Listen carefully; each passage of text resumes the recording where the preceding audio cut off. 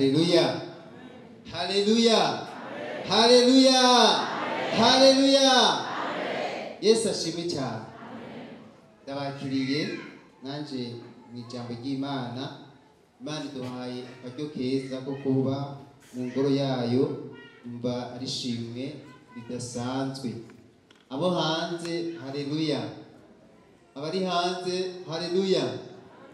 Amen. Imana ibahezagire namwe muri mu kwinjira nitwimuka, kandi ibasange aho nyene ibatabarire. Amen. Ego tugiye kubandanya n'amajambo y'Imana. Ndanezerewe n'indirimbo bahejeje kuririmba abaririmbyi, twarakijijwe. Amen. Twarakijijwe. Twarakijijwe. Ariko nubwo twakijijwe, hariho ibihe bitoroshe tugenda turacamo. Ivyo bihe hari igihe biza nk'ibipimo bidupima, kandi hariho igihe biza nk'ibigeragezo birungitswe n'umwansi, ugasanga umuntu atagavye akabigwamo. Rero ijambo ry'umutwe tugomba gusangira mu kano kanya riravuga ngo gukurikira Yesu mu bihe byose. Nk'umuntu yakijijwe, ukwiye kumva yuko Yesu ushobora kumukurikira haba mu bihe byoroshe cyangwa mu bihe bigoye. Gukurikira Yesu mu bihe byose. Iyo tuvuze ibihe, hariho igihe usanga ari muci, hari igihe usanga ari mu rushana, kandi hariho n'ibihe umuntu acamwo yararimye akimbura, n'ibihe usanga umuntu yararimye ariko ntiyimbure, bivanye n'ukuntu ibihe byagenze, amasezo yagenze, bivanye n'ukuntu imvura yaguye. Ariko igikomeye rero ni ikihe? Ni ukumenya ngo mbega iyo ntimbuye nzoca ndavyifatamo gute. Hariho ibihe usanga bigoye, nko muri kino gihe iyo umuntu aravye abantu bariko barideplasa, bariko barafata ingendo, hariho ukuntu usanga amatike yaraduze kuko ibitoro nta bihari. Hariho n'ukundi usanga isukari atayihari, ugasanga iyo ibonetse rero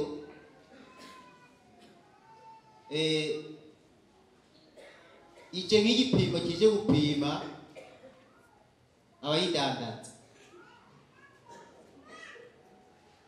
Hariho ibihe rero iyo bibaye bishobora kutwereka uko twari tumeze, kubera ivyo bintu utavyifashemwo neza.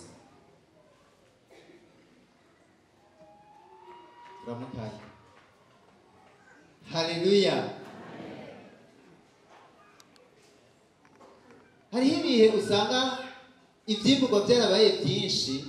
Jewe ndibuka yuko hariho igihe higeze kwera ibijumbu babyita ingorane. Inyuma y'ibyo bihe, ibihe birakomeye cyane, haba muri urugendo rw'agakiza.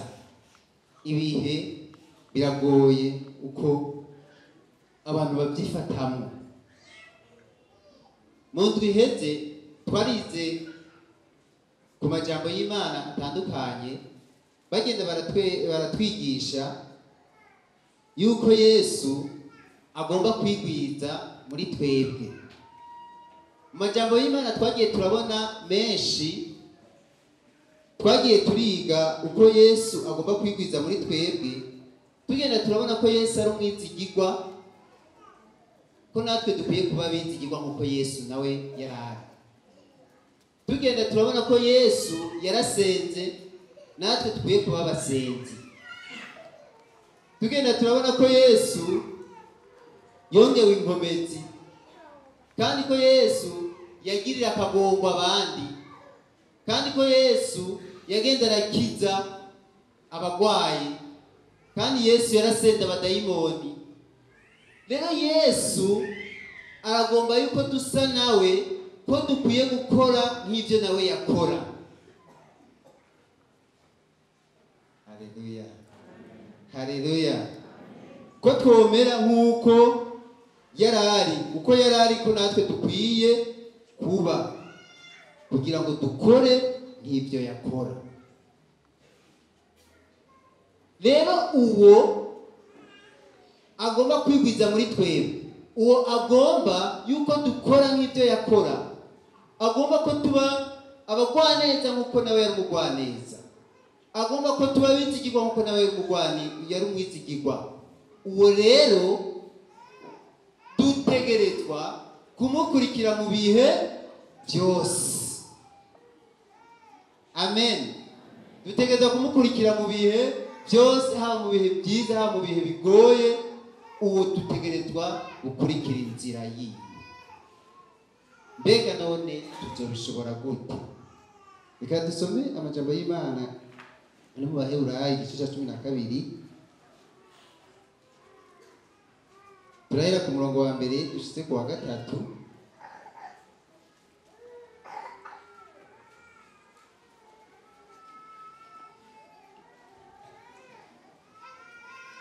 Urupapuro rw'amajana 257 rw'isezerano rishasha.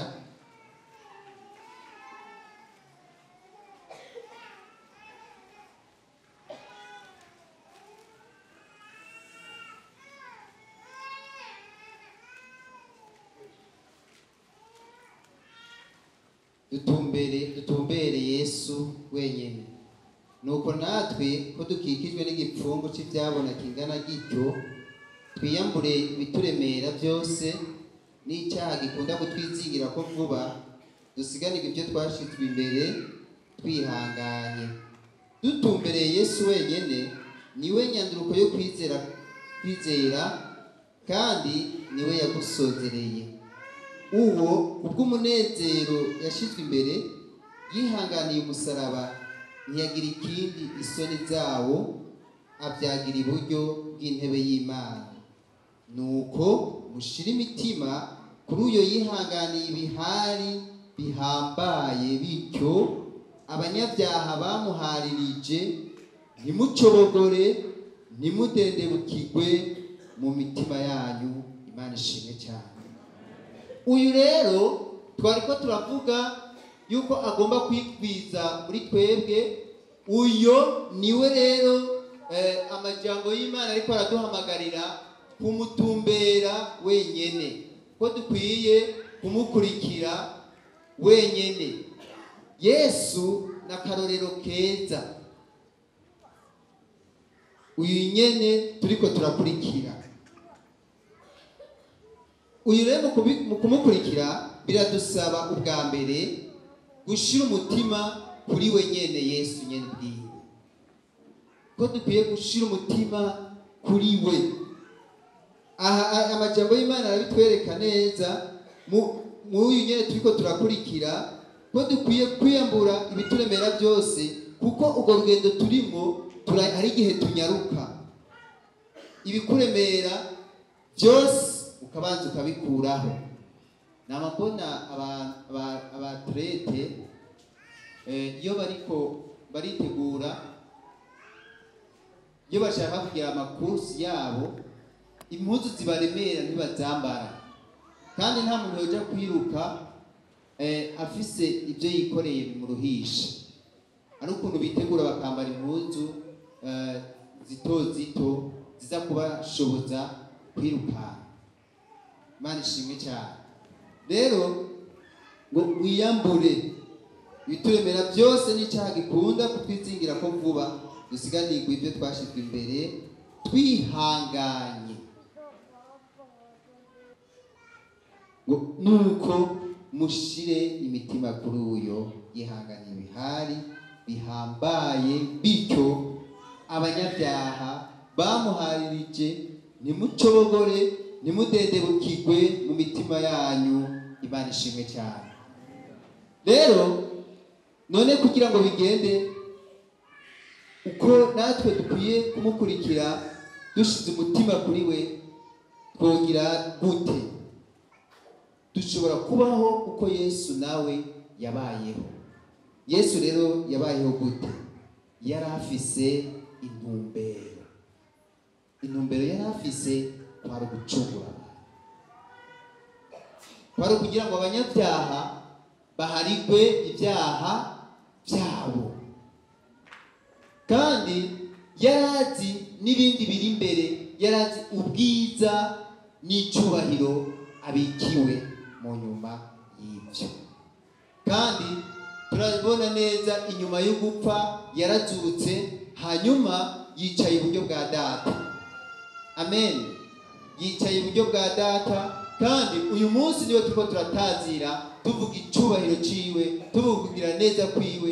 Ibi yari abizi yuko hanyuma y'urupfu azozuka, hanyuma akaronka ubwiza n'icyubahiro.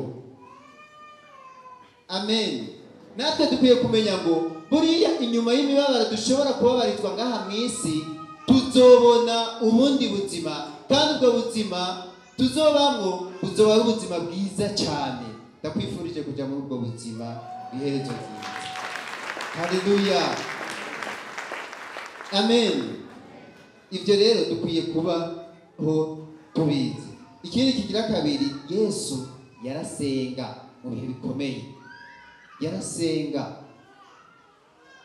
Dusome muri Matayo 26 dore ku murongo wa 36.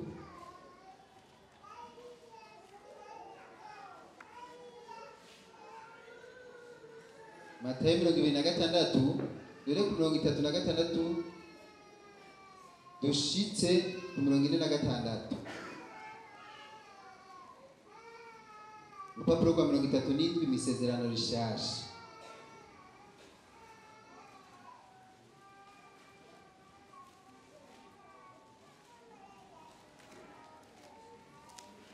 Maze Yesu ashikana nabo ahantu hitwa Igetsemani, abwira abigishwa biwe ati, bamuricaye hano mbanze nje hajya gusenga. Ajyana Petero na bene Zebedayo bombi, atangura kubabara no guhagarika umutima cyane. Murumva yuko ibi bihe yari harimo Yesu ntibyari byoroshe. Ibihe byo guhagarika umutima, urashobora kubona uri hano ufise ibihe, uri mu bihe byo guhagarika umutima bivanye n'amasituwasiyo urimo, bivanye n'ibihe uwo burimo. Yesu rero nawe yaraduwo, niwe wa wundi mutabazi wacu, niwe wenyene ashobora no kudukiza mu mibabaro yacu. Uwo nawe yarahagaritse umutima.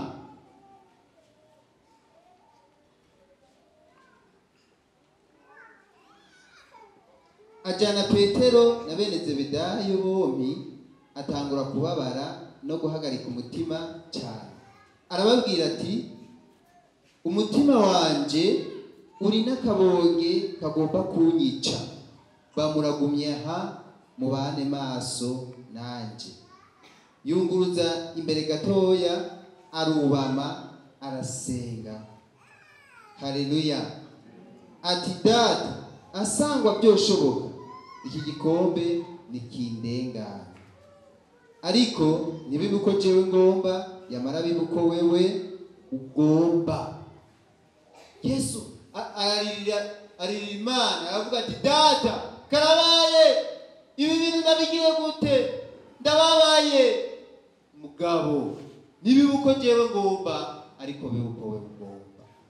Yesu araniha, ararira, arababara rwose, afise ububabare bwinshi, atabaza Data wiwe wo mw'ijuru. Natwe tubabaye turakwiye gusenga, turi mu bihe bigoye turakwiye gusenga, uko twigana umwami wacu Yesu Kristo. Amen. Agaruka kubigishwa, asanga basinziriye, abaza Petero ati, ubwo nimurushe mubana amaso nanje n'isaha n'imwe nimube maso musenge ntimuje mu mosha mabi. Umutima niwo ukunze ariko umubiri ufise intege nke. Yongera kugenda ubwa kabiri arasenga ati data asanga bidashoboka yuko iki kindengana shiti nkinywereyeko nibibe nk'uko ugomba. Yongera kugaruka asanga basinziriye kuko amaso yabo yararemerewe. Yongera kubasigaho aragenda asenga ubwa gatatu avuga amajambo amwe n'ayambere, maze agaruka kubigishwa arababarira ati nimwisinzirire noneho muruhuke, igihe kirashitse umwana w'umuntu ashizwe mu maboko y'abanyabyaha, nimubyuke tugende ihumbuze ari hafi. Imana ishimwe cyane. Ndagomba kuvuga kuri iki kintu cyo gusenga kubera ni ikintu gikomeye cyane. Uko Yesu yarabayeho mu bihe bigoye turabibonye uku kuntu murabona yuko ntiyaramerewe neza kandi yarababaye cyane, mugabo yakomeje kubera yarazi n'intumbero ariko arajyako ntiyaheba, yarabandanije. Hanyuma mugabo ikintu yakomeje gukora, yakomeje guhamagara data,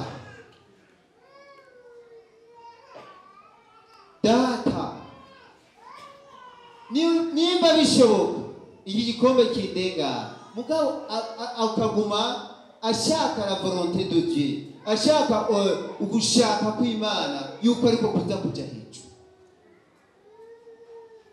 Mu bihe bigoye rero tugenda turegera Imana tugasenga, ariko ntidutegeka Imana yuko biza kuba uko twebwe dushaka, ariko turasenga duhamagaza ubugombe bw'Imana.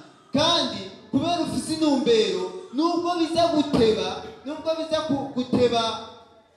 kuronka inyishu, utegerezwa kubandanya ugasenga. Ko nawe yarasenze ubwa mbere, arasenga ubwa kabiri, arasenga n'ubwa gatatu, ariko ubugombe bw'Imana bube. Imana ishimwe cyane. Haleluya, haleluya. Turamukanye twese mu izina rya Yesu, amen. Urumva rero birakenewe cyane gusenga. Iyo uri mu bihe bikomeye ntuzohagarika gusenga. Ikindi kandi cya gatatu, wewe nta cyaha yakoze. Muri ibyo bihe bikomeye nta cyaha yigeze akora. Igice cya mbere cya Petero igice cya kabiri umurongo wa 22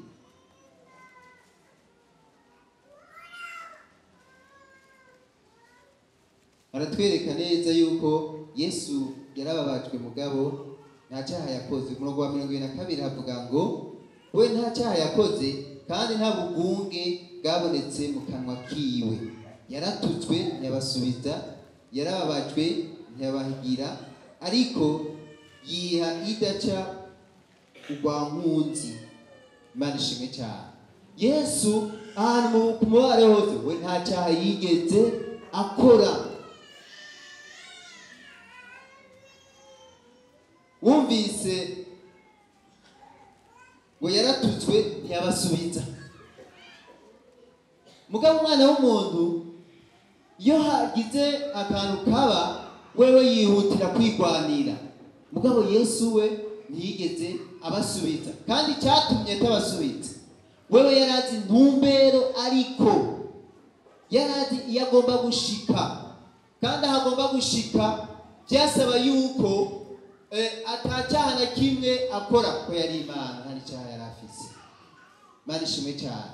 Ubwo bumana bwashyizwe muri twebwe, kandi natwe dukwiye nk'uko turiko turamwigana yigwiza muri twebwe. Ibyo byose yakora niko natwe dukwiye kubikora. Imana ishimwe cyane.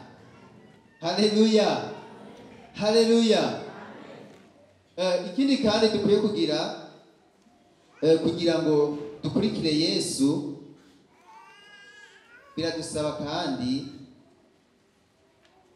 kwigana abahizi bo muri Bibiliya. Hariho abantu bo muri Bibiliya je banyigisha cyane, aba bagabo batatu, Shadraka na Meshaki na Abedenego, bakurikiye Imana yabo bayizi neza iyo Mana iyo ariyo. Ukamenya Imana wakurikiye iyo ariyo, Imana ishimwe cyane. Kandi ndashimira Imana yuko mu bihe bikomeye hahandi wewe wamaramaje ukayikurikira, muri icyo gihe Imana iraza ikabana nawe. Haleluya. Imana yaraje ibana na Meshaki na Abedenego mu muriro, baterewe mu muriro banse gusenga igishushanyo cy'umwami Nebukadineza. Baramuvuga bati twebwe ntidushobora gusenga icyo gishushanyo wahagaritse, ntibishoboka. Sinzi ko uyu munsi hariho abantu bo bishobora iki gishushanyo, sicyo gihari umunsi. Uyu munsi ni mizani igoretse. Sinzi gituma ndiko ndavuga imizani igoretse, amasukari. Ikiro kigurwa amafaranga 2,500.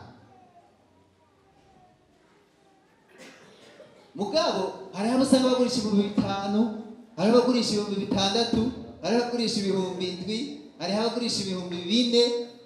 Ibyo bintu babikuye.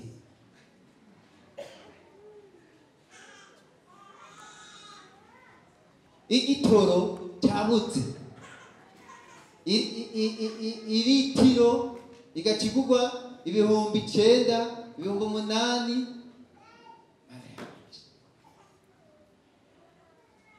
Gukurikira Yesu mu bihe byose, aho rero niho uza kubonekera kuri kurakurikira Yesu, cyane nawe uri kuragendana nk'abandi. Mushishikare guca mu nzira ipfungana.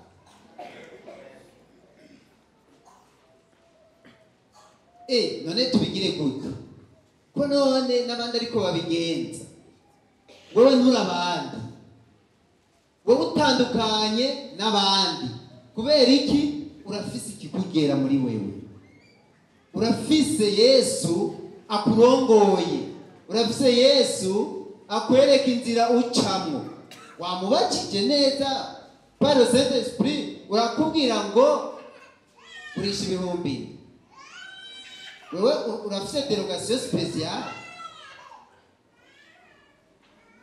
Ibihe nibikumare muntu w'Imana.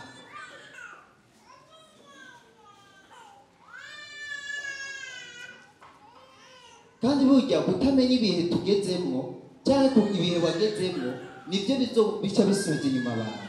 Ubwo bwoba nibwo dukwiye kwirukana. Imana dufashe cyane. Ubwo bwoba burakeneye kuhava kandi byihuta. Abantu bagenda barahindagurika ku munsi ku munsi. Uno munsi ugasanga umuntu yarameze neza, ibana mukirisi mwiza, hanyuma mugabo kubera ibihe arimwe aracamwo bigaca bimuhindura. Ugaca wibuka yuko kuko n'abandi baragenda kurukisha ishano ko umwana yagwaye, nanjye ndagiye kurukisha ishano. Ipu sivyo. Kubera waremerewe ugaca uja mu bapfumu, uriko uratinya. Shira ubwoba mu izina rya Yesu. Shira ubwoba.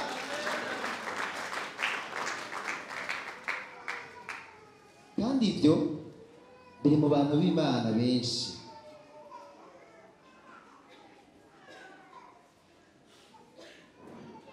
Jewe ndabizi neza yuko Imana ntishobora kugutereranya muri ibyo bintu rimwe. Amasezerano yayo ni meza cyane. Haleluya. Imana yaradusezeraniye yuko ibyiyumviro twiyumvira ari ibyiyumviro by'amahoro.